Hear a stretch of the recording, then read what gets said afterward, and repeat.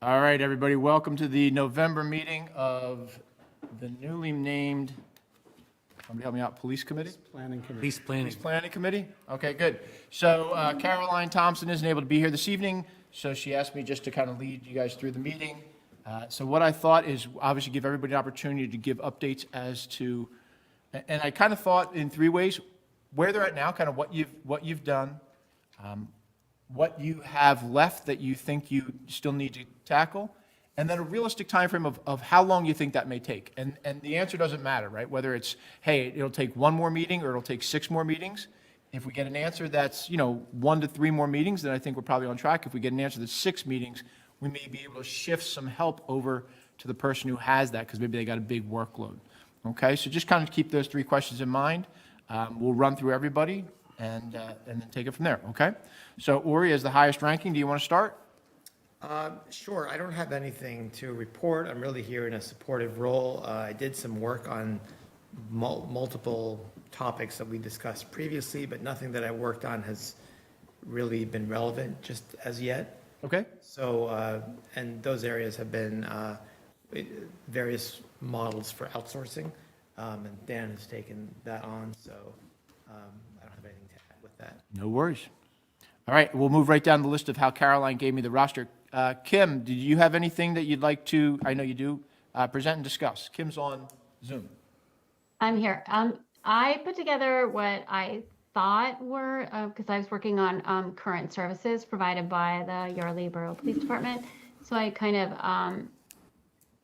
put together a list of what I thought the current services are, that they're responsible for are, and I made a spreadsheet. I posted it on the OneDrive in our folder that has my name on it and somebody that is no longer on the committee. And I need to work with Corporal Clark and figuring out like the number of hours the police officer spent if my list is complete or includes things that don't belong there, and the number of officers needed for these services, and whether maybe auxiliary or co-responder or additional support are required for any of these current services provided. Okay. I don't think it's going to take, as long as I can communicate with Corporal Clark and he has time, then, or Chief Golden, then this shouldn't take too long. Okay, so Corporal Clark's here in the room. So do you think, in terms of the task to your committee, do you think you have enough time by the next police meeting to have kind of your data collection done? Probably he hasn't seen this yet because whenever I tried to email the police, it bounces back to me. Okay. And so I didn't bother to try and let him know that. So he's unaware of this spreadsheet at this moment. Okay. But it's on our OneDrive in the folder. And then I'll have Corporal Clark reach out to you directly with an additional email address that you guys can start communicating on, okay? All right, thank you. All right, you got it. Paula Johnson is not here. Corporal Clark, you are the next on my list. I don't really have much to add. I'd be happy to talk to Councilwoman Siegel Morris about whatever she needs to address. I was unaware of the email issue. So, yeah, be happy to talk to her if we can set up a time in the next couple weeks. Okay, cool. Rich Wayne. At the last meeting, I presented what the boroughs in Bucks County, how they finance police coverage. And some of the committee members wanted to know a little bit more about 2 of them, and I did talk to those 2 boroughs. Sellersville Borough is in 1991 or 1992, East Rock Hill, West Rock Hill Township, and Sellersville Borough all lost their police chiefs at the same time. So they decided to combine in a regional police force. That worked well for about 10 years. And then Sellersville didn't like the pricing formula because even though they have roughly the same populations, Sellersville is much smaller, has fewer miles to patrol. So there was a lot of arguing about it. The other 2 townships sued them because they unilaterally withdrew. And that's when, a couple years later, they decided to go to Percy to outsource the service.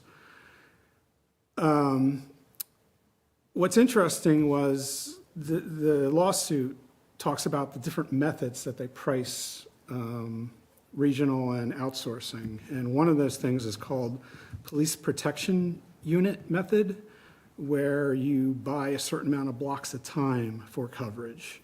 And then that's based on things like, and then it's also adjusted for things like population and miles traveled and number of calls and things like that. They started out in 2007 paying $525,000 a year to Percy. For this year coming up, they're budgeting $1.5 million to Percy. And they have, what's interesting about Sellersville is their assessed value is about the same as Yardley's. They have a little bit more population, that's 4,000 people. But it's very interesting that, how much they're spending just on outsourcing the coverage. They do like their service that Percy provides. They say they're around, they're very visible in the community. What's their, do they have an EIT or do they use regular? They have an EIT. I also spoke with two people at Langhorne Manor. It is very tiny borough. Langhorne Manor, again, is one of the 3 boroughs in Bucks County that does not have an EIT. Their assessed value is 1/3 of Yardley's, and their population is about half of Yardley's. It's a very, very tiny borough. Their expense, public safety expense this year total is about $134,000.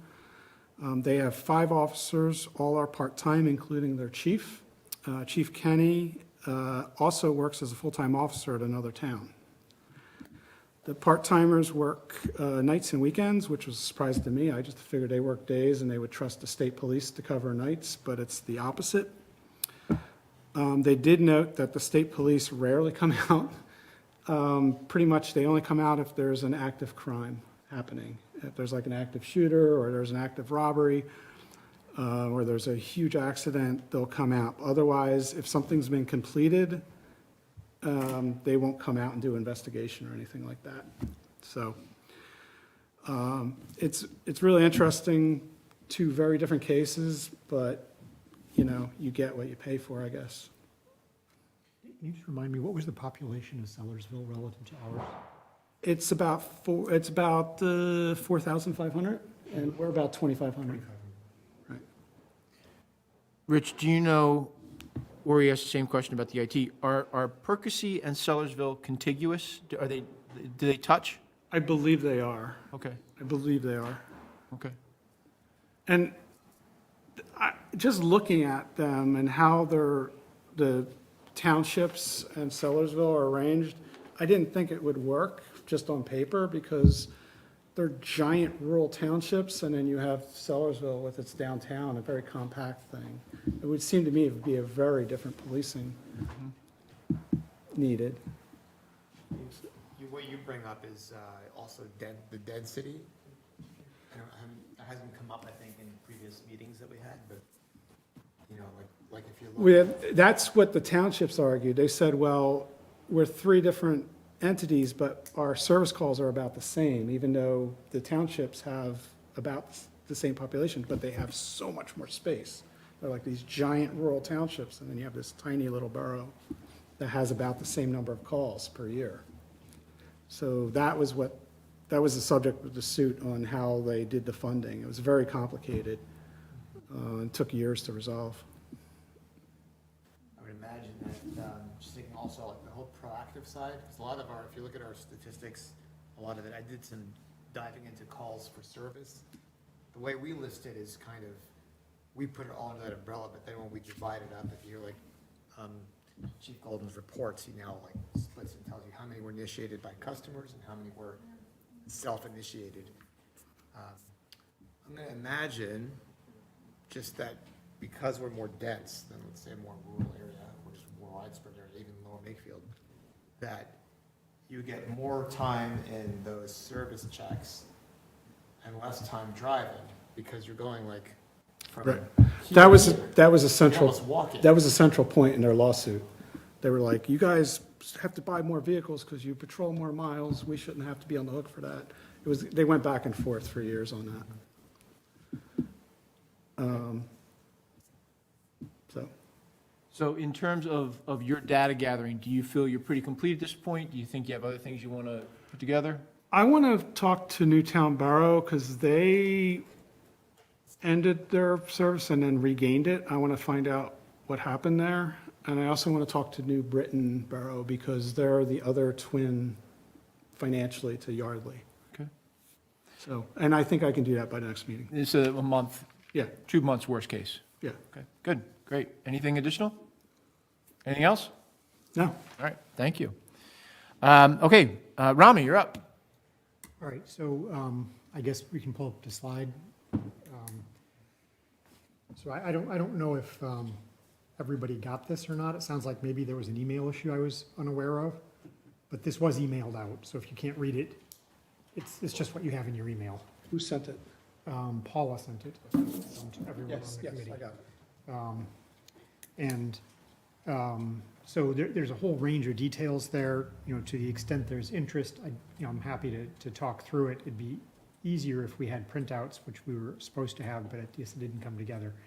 And I'm happy to take individual comments from people afterwards, just as I invited last time.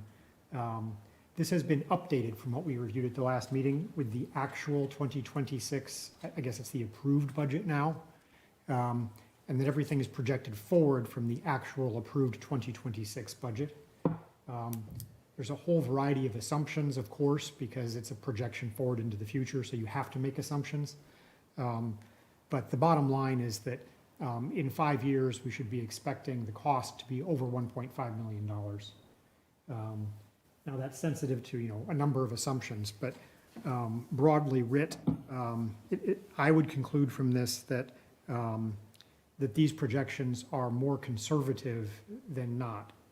And what I mean by that is that if there's a misestimation of future costs, it's much more likely that we've estimated low than that we've estimated high.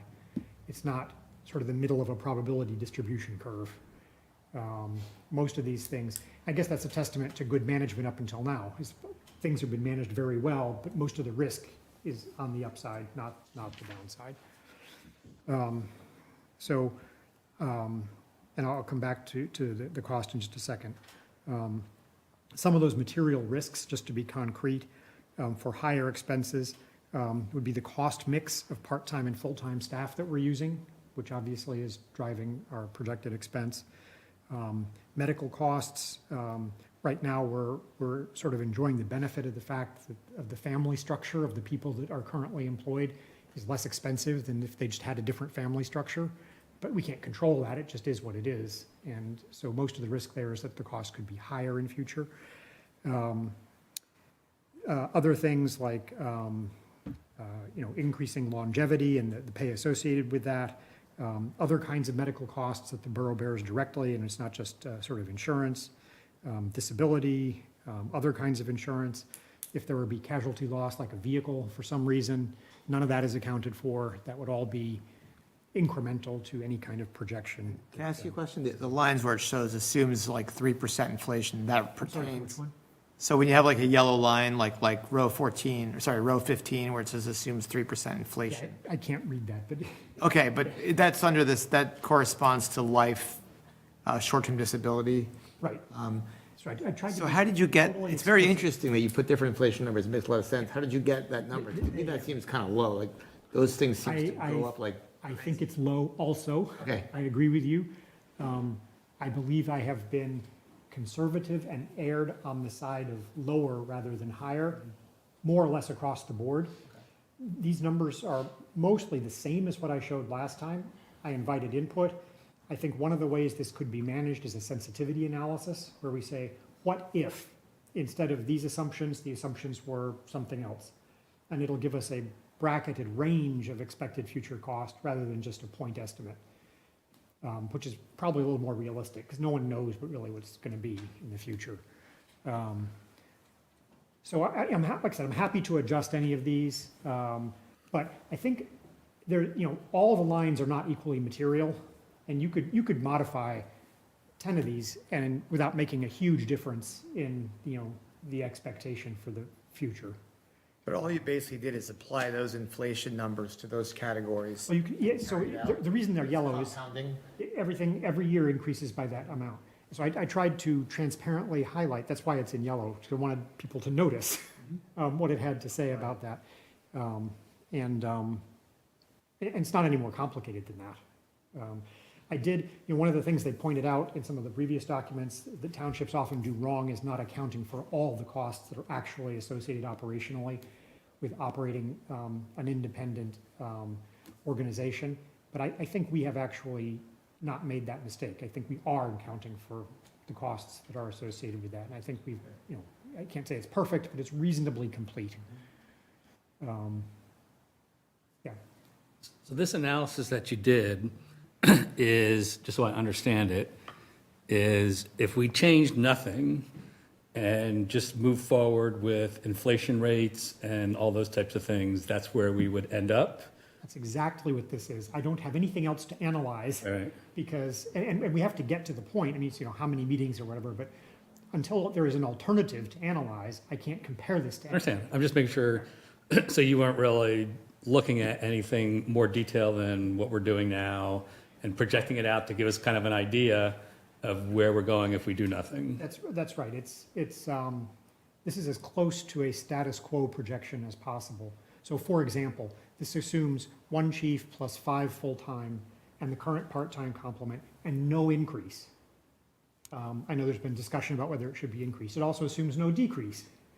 So this implicitly assumes that the current service level is maintained with the current staffing level in the 2026 budget. The thing about this that strikes me is that whether you did fully exactly what we're doing, or you did like total, 180-degree thing, with everything outsourced, or you found somewhere in the middle, all the items that you're talking about are subject to the same inflation, and they would, the cost of that would affect us. Well, so what I tried to point out here, take your point You here. could pool some resources, but essentially, So the problem is, I shouldn't say the problem, the challenge is that we don't get any leverage. We have no advantage of sort of economies of scale associated with our organization. So, and that applies to our capital costs, it applies to our personnel costs, and the way in which our personnel are deployed. So I tried to point out that, things like attracting and retaining talent and compensating them fairly is more difficult in a smaller organization where you don't have scale and promotion opportunities and all the other things like that. The efficiency with which officers are deployed is lower if they have to do work that can be allocated to lower cost back office personnel. How much of that can you get or not get? I don't know the answer. But the ability to deploy specialized services like accident investigation or detectives to look at, I don't know enough about this, fraud or other kinds of things that aren't necessarily patrolling. We don't have the critical mass to provide either the specialized services or to get some of those economies of scale. So to me, what we have is a challenge where our costs are growing faster than our revenue. And even if an EIT is implemented, and I'll admit freely, I don't know what that looks like. I'm not that familiar with it. But it feels like that would be sort of a one-time step up in revenue and put us back in a situation where costs are growing faster than revenue after that. So I don't know enough about how it works to say that confidently because we haven't analyzed any of that. But costs are growing faster than revenue. This is occupying it's occupying enough of the budget that it may be squeezing out other priorities if there are other priorities that have been discussed. And we're probably not being as efficient and possibly as effective as we ideally would like to be because of the issues that I've just discussed. Everything from the problems with attracting and retaining the kind of talent that we've enjoyed up until now to the ability to provide sort of an increased level of certain kinds of services. So, does anyone know what our budget, total police budget was 5 years ago? Do you recall that? I had data going back 2 or 3 years, but not going back 5, I don't think. That's definitely available, though. I could see if I can find it in my email. Yeah. Just give me a The minute. reason I ask is because 5 years ago, right, was before COVID, so we went through all of that, like, sort of, like, hyperinflation, and now it's more. So you're asking about 2019? Yeah, so, right, so, or, you know, you could say, yeah, because 2019 was 1 year, and then 1, 2, 3, 4, 5, including this year. So you look at the, I'm projecting from the 26 budget. okay, I mean, I just think it'd be interesting. The reason I say it is because we went through this hyperinflation period. We're still going through it. And we're still going through it, but it's not as drastic as it was. At least it doesn't seem like it. But if it was, what did we go up to from then to now? As a sort of like another way to look at it? Because it would make sense to me that that would kind of be around the max that we would increase by, just looking at it broad stroke. I mean, you did a deep analysis, right? But let's say it was 800,000, we went up to 1 million. So it's 25%. But that's not, 50%, whatever. So let's look at, okay, we're at 1 million, so that would make it 1.25 million, not 1.5? Because that makes it, I wouldn't do it that way. The reason I say that is because if we want to look at the past, which is perfectly reasonable, we probably should look at what did the collective bargaining agreement look like at the time? What were the major drivers of employment costs at that time? Because we have new agreements now. We have, different drivers of cost potentially, and maybe it was the same. I don't know. But if we don't check that, it could be an apples to oranges comparison. well, I'm just saying kind of broadly, looking at police department protecting the borough, local, independent, we manage it. We did it for this cost. We went through all of COVID. Now we're here at this cost. Yes, the numbers changed, but broad stroke, I think we have to look carefully if we're predicting it's going to increase beyond that percentage, because that strikes me as a little out of sync with, If it is, and I'm not saying it's not, Yeah. but if it is, then it should be possible to say how it is. We should be able to look at our costs as we project them and say, here's what we think we can save money on, or here's where we think it won't grow, or here's what we think we won't do. if you did the same thing in reverse, going back 5 years, Yeah. you would see what the inflation was. Yeah, but that period is not comparable. It's just not. We'd have to look at staffing levels and When did we have the last police agreement? When was that negotiated? When was that approved? Before this one? 2021? Yeah, I mean, it's for the 2022 to 2025 period, so I guess it was negotiated in 2021. Yeah, I mean, I guess we would just look at that one, see what the drivers were. I mean, we can look at it, but, I mean, the current one, and by that I mean the 2026 forward, it is what it is. Right. So these are the actual costs that should be expected if the assumptions about, number of people and so forth continue to be true. I mean, I just like to know if it was, and I'm just throwing a number out, but let's say it was 25%, and now we're saying it's 50% over 5 years. That just strikes me as needing to look at that more closely, because that's predictably a pretty substantial amount of increase. I completely agree. It's, It may be that we learned to do things more efficiently to counterbalance, because the pressure, when you do the annual budget, you have the pressure of that, and that forces you to look at things differently, and things get cut, or simple things, like we figured out ways to get some more revenue from certain events that were costing money that we weren't being reimbursed for, maybe a small thing, but, or we figured out how to get grants for police cars, or whatever. So, and to an extent, you run out of those things when you've been doing it year after year after year. But I'm just saying that maybe something we're not accounting for is the ingenuity in getting smarter with the operation. I think it's entirely reasonable to look for ways in which the growth in cost could be reduced. I think to be realistic, though, we should identify them with specificity if we are planning for the cost to be reduced. It's not just sort of wishful thinking that somehow it will come down. in ways that we don't know.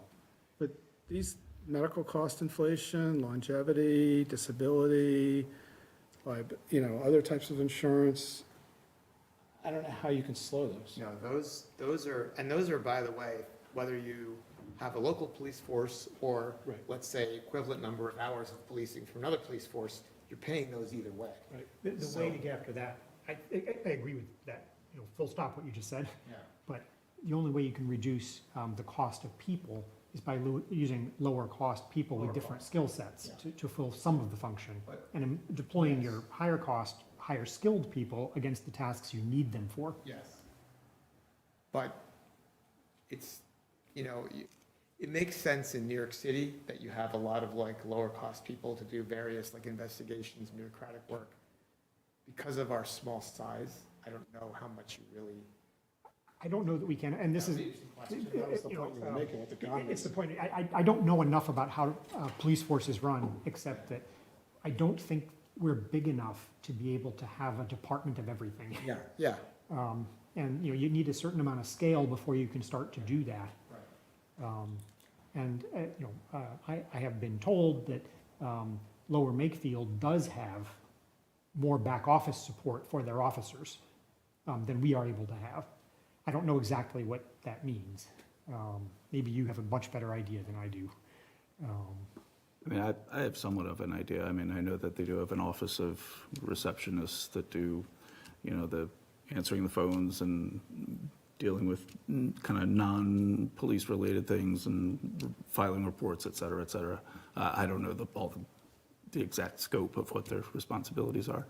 But they have like 25 officers? Oh, I think it's more than that, yeah. Like 40. Yeah, yeah. It's a very different critical mass. Yeah. And I think in the last meeting, maybe it was 2 meetings, at the first meeting, somebody, might have been Chief Golden, talked about them having an accident investigation, like for street accidents, function, and they have a detective function. So I'm not picking on Lower Makefield because I think that's, necessarily the answer, but as we investigate a variety of different solutions, even if we don't think the cost will come down today, I think we should be looking for things that will change the trajectory of future growth, and/or increase our ability to solve some of the other problems that have been articulated. Because I think there was an eloquent conversation about the difficulty in engaging new officers out of the academy because of what we were able to offer. So sometimes when you have more critical mass, you're in a better position to be able to engage the talent that you want, to retain them and give them career opportunities than it might be possible for us at our size today. So this isn't just purely a matter of money, but I just want to point out that it's a trajectory thing and not just a current cost thing. Thank you. The chart shows clearly that, conservatively based with your estimate growth, in 5 years, that's the other scary thing, by the way, 5 years is 2031. I saw that on your chart, and I was like, you said in 5 years we're at $1.5 million. I'm like, well, where was that year? And it said 2031. But we're at $1.5 million, and again, outgrowing the pace of tax revenue there. So that's just using your conservative numbers. I'd like to ask Don, do you mind if I put you on the spot for a minute? And just real broad, I know you worked closely with Chief Kelly over the past 2 or 3 years in terms of the budget lines. And as we're all saying, things like office supplies or uniforms, not going to shift any meter, even with savings there. Was there anything that you saw over the past couple of years that was a major level shift that is in the police department budget that could be something that makes a difference? What I looked at, and I can't quote the numbers off here, but I think Sure. one of the things you should do is look at payroll and payroll related, okay? And you look at those costs, and it's only about 6 or 7 line items. And look at those, and look at everything else, whether it's ammunition, car repairs, all that other stuff. You add all that other stuff up, even if we could wave our wand and say, we can cut 25% out of that all other, it's barely gonna move the needle. Right. So it's all in the payroll and payroll related is where the bulk of it is. Just to put numbers on that, it's about 80% of the cost from last year through 2031, roughly, is payroll related. Right. So even if you eliminate all the rest, you'd still be 80% of the way to the 1.5 million. Right. So that's the challenge. Now, That's the driver. Chief Kelly did a great job in all the 3 years that I was involved in terms of hitting his budget and pulling the levers where he could in the trade-offs of different categories and, you know, getting your fuel from Lower Makefield and all that kind of stuff. Which helped, but it really comes down to the payroll related. And that's why, Ori, I get a little worried when you say go backwards and try to look at the inflation effect, because you have those fixed contracts. I can tell you exactly what the increases were baked in for those 4 years. So that may or may not have anything to do with what inflation was. A couple of those years when inflation was really low and we were at 5% increases, we were gaining on it. It was a little gain on it. And then obviously in the year when there's big inflation. So you can't look at the actual costs and say, look what inflation was backwards, because we don't renegotiate the wages every year. So the labor related is 80% of the current budget. I wouldn't be surprised. Yeah. So it's probably about 800. You can see it actually 800,000 or on the spreadsheet. I tried to summarize the lines. Nobody can see it. Nobody, Well, I, me, by the way. is that line 34? If you go down to the. That's after, I don't see it. Down to the very bottom, underneath the total, I tried to put a couple of sort of. Oh, personal related, okay, Yeah, so. there's. It's actually 90%. It's because we're at 1,030,000 and it's 930,000 is what you have for personnel related. Or, oh, I'm sorry, I'm looking at 2025. 2026, we're at total of 1.14 and 918 is personnel. Actually, why is that? Why is that lower? Well, 2025, of course, was an unusual year with regard to. Is that because we personnel costs. didn't have We one didn't have a salary? chief. Yeah, because that's actually lower than 2024. So, but then you have, in 2027, you have it as 967 out of 1.236. So, and then that 967 goes up to 1189 or 1.189 in 2031. Because of longevity and contract raises. That's based on mostly contract plus the inflation of insurance and all those. Well, or when you put the future years, I know obviously 26 is off our proposed budget, but 27, 28, 29, did those numbers come from From the CBA. The the five, current proposed CBA under negotiation? correct. Okay, not So there's based on actuals. inflation, good. No, well, yeah, I think I annotated there in the far left column, and I apologize, I can't even read it myself right now. We used what I think our best guess is for how that CBA is gonna I land. just want to make sure you got those numbers, Paul. Okay. Which of course, that affects the salary lines, but it doesn't affect insurance or other things like that. Yeah, the employer costs is the 9%. There's a lot of things that work. That does come from that, So, yes. so when you go up payroll related, you're ratcheting up those as well. Well, and that's the biggest line item. I mean, it's not even close. I mean, you'll see another assumption that I made is that, and I understand this is what is desired in the police department, is that we have a 5-vehicle policy. So every second year, we are acquiring a vehicle using a 5-year lease, or not lease, a 5-year purchase, 5-year loan to amortize that purchase. I assumed the cost of $60,000 to purchase and outfit as a police vehicle for each vehicle, and I baked in all the interest and amortized capital costs associated with that. And it's non-trivial, but again, it pales by comparison with the personnel costs. Yeah, it's about, at that magical year of 2031, the personnel cost is 1.189 and the total cost is 1.507. So it's about 300 and, let's just round it up to 320,000 for everything else. And you can see exactly what it is. You know, it's not nothing, but it's not, like you said, because you can only, let's say you take 25% off of that, which is huge to even find that. 75,000. You're only getting 75,000, which is not nothing, but it's We not, it doesn't solve the problem. we have to find ways, if we're trying to control the growth in cost, we have to find ways to get personnel efficiency. We're not going to get it purely from capital efficiency.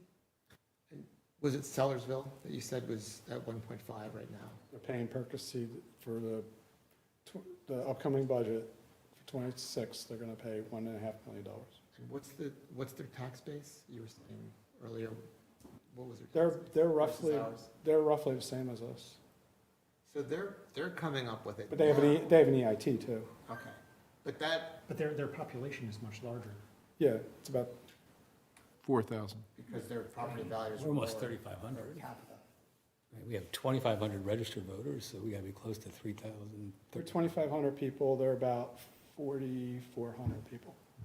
So because they have an EIT, they're getting it per capita instead of per property, and that's how they're raising it. The manager said their budget was easy to put together. That's all I can say. That's what she told me. I mean, it shows you on some level, it should be possible if they have the same, if they're paying that now, then there must be some way they're figuring out how to do that, Yeah, it's, right? they have a diverse revenue sources. They're not tied to the property market like we are. Okay, so thank you for the work on this. And I know we're trying to get you other figures to Can I just compare add- for. Add real quick. Yeah, I looked at the public survey draft, yep, and my comment on that is I'm not sure those are all good questions. Okay, As good. currently drafted. You know, if the desire is to try to get public feedback about how much people are willing to pay or how much service they're getting relative to what they pay or something like that, I think we need to, you know, sort of huddle up maybe and either not put concrete numbers in front of people or put numbers that we think are reflective of our best realistic guess for what's going to happen in the future. Agreed. okay. We can, I mean, absolutely work on that draft, so there's no doubt about that. In terms of future work, Rami, do you think, are you kind of at a standstill until we get things to compare to and then rerun the numbers? Is that the thought? Yeah, I mean, this is a personal opinion now rather than a numerical fact, but Sure. I think it would be irresponsible not to actively explore potential partnerships with Lower Makefield in addition to the other ones that have been actively explored. Without any prejudice against any of the important considerations that have been raised, service levels and the way in which people will be treated and compensated, and you know, all of that can be perfectly true, but I think it would be irresponsible not to at least evaluate the possibility. Okay. Perfect segue for our next guest, Mr. Mohn. Thank you, Chris. So our subcommittee, AKA Chris and I, met to develop an action plan. I've modified my questions based upon the input from our last meeting. And we basically have selected our targets and assigned each one of us a responsibility. We're going for the following areas: Lower Makefield, Upper Makefield, Middletown, Newtown Township. And yeah, for those, Chris is going to set up a 30-minute Zoom call with the chiefs of police to kind of do an intro call, let them know what we're coming from and kind of get their thoughts on some of the questions that we have.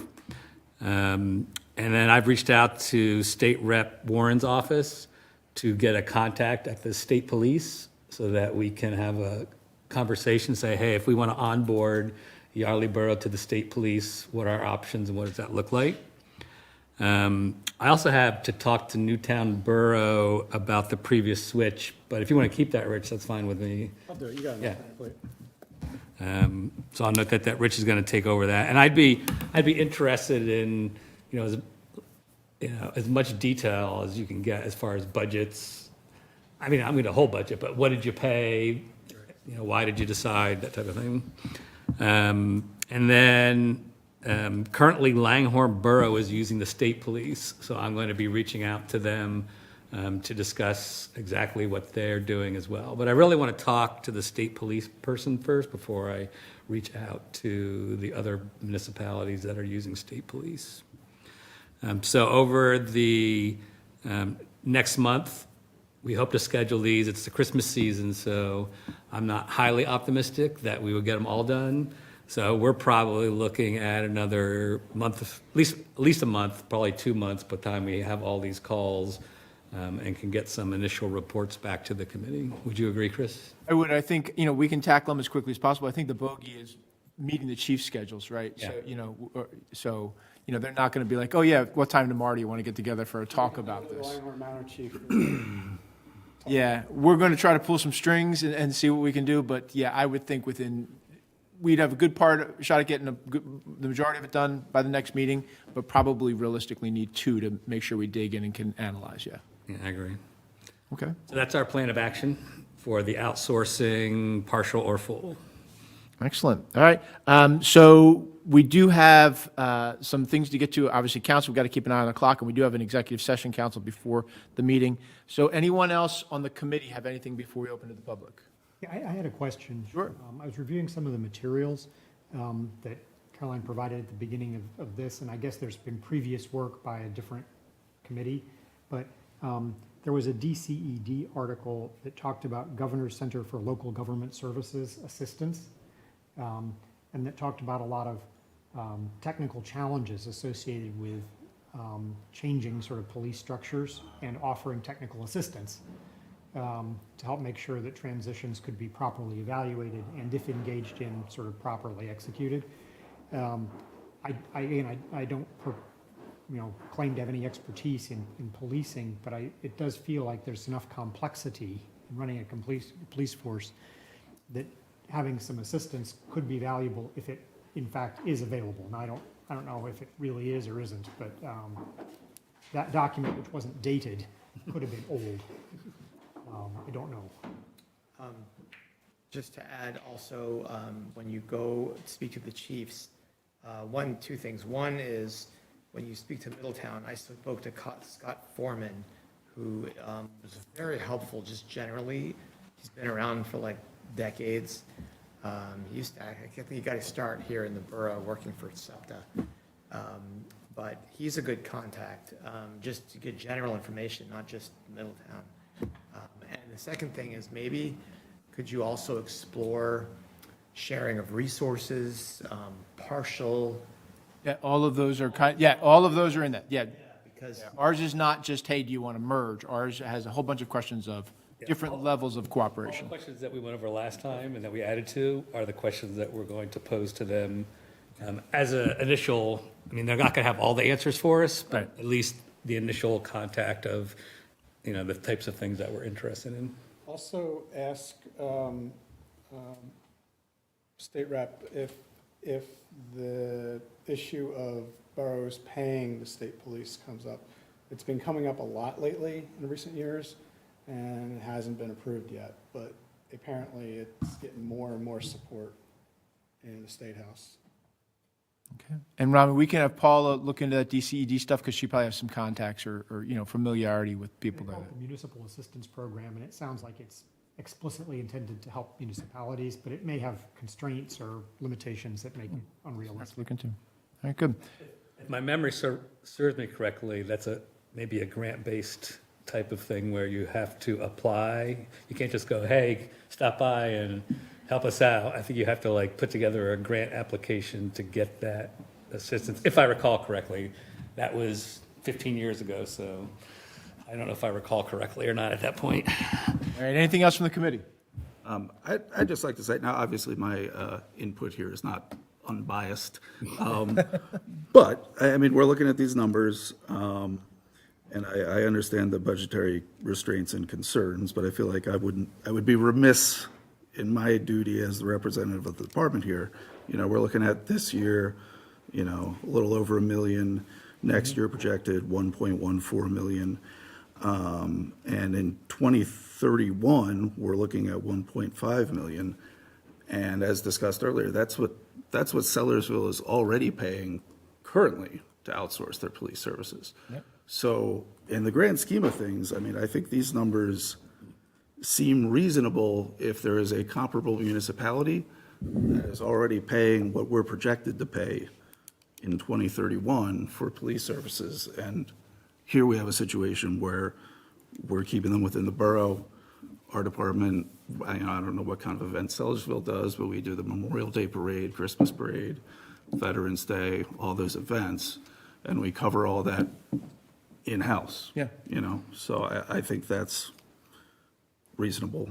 Absolutely. And I think, Corporal, you make a good point, and we probably should say it for the people here and the people watching on the computer. Some of these conversations that different committees have sound negatively biased towards the department potentially, just because that's the structure of the research, right? The research sounds that way, but in no way is that, I think, the goal of this committee. And everybody is here, although we're talking facts and saying, hey, this could not work or that could not work. I think everyone here absolutely sees what you're saying and appreciates everything that the Yardley Borough Police Department does, and is just reviewing these numbers and exploring these options as a path to make sure we just leave no stone unturned. But Okay. so although sometimes things can sound negative towards the current situation, I don't think that they're ever meant that way in the big picture. I don't think anybody's saying anyone's overpaid or we're spending way too much. I think the purpose of the exercise is to really just look at all the different options, hopefully in an unbiased way in the end, right? In the end, we want to present to council what we found, right? So I agree with Chris, you should definitely not take any of this as, that, oh my God, look how expensive the police are. More of, hey, this is how expensive the police are and this is how expensive it's going to get. And we have to, as, financial stewards of the borough, we have to make sure that we're prepared or able to, or look at all the options for how we proceed. Sure. Corporal, can I ask one question about what was stated earlier, the idea that we could economize by having more back office? My sense of the way our small local department works is that, let's say you're doing paperwork, but you're also on call at that time. So essentially, if a call comes in, you put that aside, you go deal with the call, you come back. So it's not like if you outsourced it, if you're able to give that to someone who just does paperwork, that would essentially help you in the same way of like a large municipality where you have multiple things going on at the same time. But does my question make sense to you? Yeah. Shed some light on that? What you're saying, and I think that might be something worth discussing. I don't know if it would make that much of an impact on the bottom line in the long term, but I think it might be worth exploring as an idea. But yes, generally when we as a small department, if we go out, we respond to a call, we take a report, it's generally, even if it's something criminal that requires further investigation, it's generally that officer kind of taking that case, beginning to end, and so, yeah, if we're tasked with writing up all the service calls, incident reports, and everything associated with it. And the benefit at the small scale here, it probably isn't as much as it would be at a larger scale department where there's more of that kind of paperwork kind of stuff. But I think it might be worth at least discussing. I mean, like as a borough resident, the quality of policing, right? If you're in our Yardley Borough Police Department, you're working on paperwork and a call comes in, you can drop it and be there in 30 seconds. Mm-hmm. That to me is a full, high level of availability. Mm-hmm. If somebody is in a different police department and cruising around and they get the benefit, economies of scale of they could offshoot that to somebody else, but now they're, like 5 miles away when someone calls. So to me, that's not like apples and orange. It's not the same quality of policing. And I think that I'm trying to get a better picture of, do we really lose something? Because I don't see that as a loss that you're there doing the paperwork because you're still available if a call comes in. That's my point. Sure, okay. I'm not sure that you could outsource that little part of it because, like you said, the officer is involved as the one filling out the paperwork, so. And I get what you're saying, not to go down this road too long, because we have 5 minutes, we got to get to the public, make sure. But one thing you could lose potentially is like proactive things like traffic control, or, you know what I'm saying? If the officer is sitting behind the desk, then they're not maybe sitting a speed trap or something, you know, so there could be a trade-off on something like that. Yeah. Okay, good. Anything else from the table? Okay. We got a couple minutes. Anything from the public? Anyone have questions, comments? Yes, sir. Please move up to the table, state your name. No, come on. Go ahead, David. You do need to move up to the table just so they can hear it on the mic, please. Oh, it's on. David Applebaum, 39 Breeze Drive, Councilman. But two quick questions. One is directed towards Corporal Clark. Has to do with, oh God, I knew I would forget the one. Oh yeah, I know what it is. Okay, so we're talking about a potential timeline. We don't know, it's not set in stone, but maybe 2 months, okay, to get to a point where they can make some kind of advisement. Where does that put us with the negotiations for the next round? I'm sorry, it's Bargaining agreement? yeah, the collective bargaining agreement. Thank you. I'm not sure I understand. Well, does that Those are put not us at? being- Does those are it not put being us at? delayed. Those are not being held up. They have the process of the collective bargaining agreement has no. So no negative effect on that. No. What's the target for completing negotiations, I guess is a better I question. think we're done. All but signed. Yes. Okay. Is my understanding. Yes, I agree. So, and forgive me for my lack of understanding here, but there's no relationship and nothing that this group may advise, and any action that we take as a council that would affect you signing on the dotted line for that collective bargaining agreement? I just want to make sure that I understand. I'm not sure I understand what you're, like. Well, you're making right an now, agreement. and when it's signed. It's still to 2031, correct? That collective bargaining agreement? No, it'll be 26, 27, 28, 29. 4 years. Okay, well, it's still 4 years, right? Right, so are you asking at the end of that 4 years? What? No, I think what he's saying is, will that contract, will the council vote differently on that? And then you don't know. okay, so if council votes differently on that, when, again, I know you don't have a magic, crystal ball to know, but if there's a change in the structure of the police force, when would that be made? And would that have an effect on the agreement that you're making? That's what I'm asking. And that's not meant to be, I just don't know if it does or doesn't. I've never been involved in it. So can I jump in?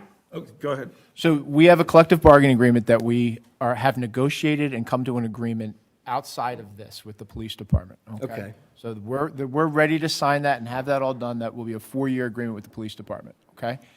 This committee is operating completely independently of that agreement. If this committee would come up with some determination and suggest that to council, and council would follow that path, then whatever the decision council made could or could not impact. If council said, hey, we're staying exactly how we are, we've got a collective bargaining agreement. Right, exactly. I understand that. But there is, I just wanted to make sure I There's no understood. correlation between the two.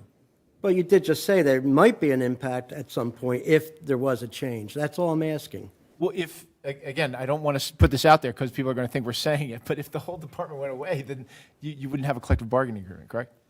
We'd have to negotiate out of The that. structure may not be, one or the other. There might be something in between. Yeah, but we have a collective bargaining agreement that we have negotiated and we're moving forward with. Okay, and certainly I'm not wrap it saying up. these Yeah, we things. need to wrap, we have 1 more minute. 30 seconds. Anyone behind me that wants to? Nope.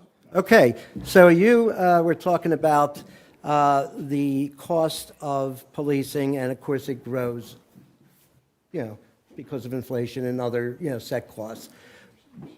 And at this point, we don't have an EIT, but would because I think you said you didn't have a good understanding of how the EIT, if we were to do an EIT, would affect, the funding of the town, not just the police force. Do you have a better idea, Mr. Feiner? I believe that Manager Johnson is getting the numbers. There's a state office that I believe do you know, Chris, is it a state office or is it a? No, it's the Keystone, yeah, so they can estimate what they expect, and from what I understand, their estimates are usually pretty good, so we're going to get that information, and that'll be useful, because right now we're flying blind, we don't know what that looks like, but you look at what could that look like in 5 years, it'd be interesting to compare I'll that. point out, though, I she is working on that. I know that Yeah, for sure. right. And she did contact the vendor. Okay. But we have to look at not just what that is as a one-time thing. Right. But what the Trajectory is. implied trajectory of that would be in future. I don't know if that's. We should match them up, so we have an idea of what is possible, not that we're going to do it, just. No, I'm This is not all about suggesting an that. exercise of what's possible. Right. I just want to make sure that we do consider what an EIT would look like. Besides, I understand that if the school district decides to do an EIT, then we will get less of that pool of money? Once they do it, correct. Okay. If we did it, and if we did it at We get none of the 1%, money. If they implemented half it the and money. we didn't have it, they would get the full 1%. Right. Oh, then we would do it because we would have to Yeah, get, we to would get have our to. half. And But we're right now, only- if we did it and they didn't do it, we get the whole thing. okay, so we're one of three. If we do it, they automatically get half. They get half, yeah. Okay, guys, we need to wrap up. We're at 7:31, okay? I appreciate everybody's time. We'll Thank you. So, conclude and we're yeah, gonna take over. before we have an executive session of council, so unfortunately, we have to ask everyone who's not part of that executive session to temporarily leave the room, and we'll come out and get you as soon as that executive session is over. It won't be long, and there's no vote.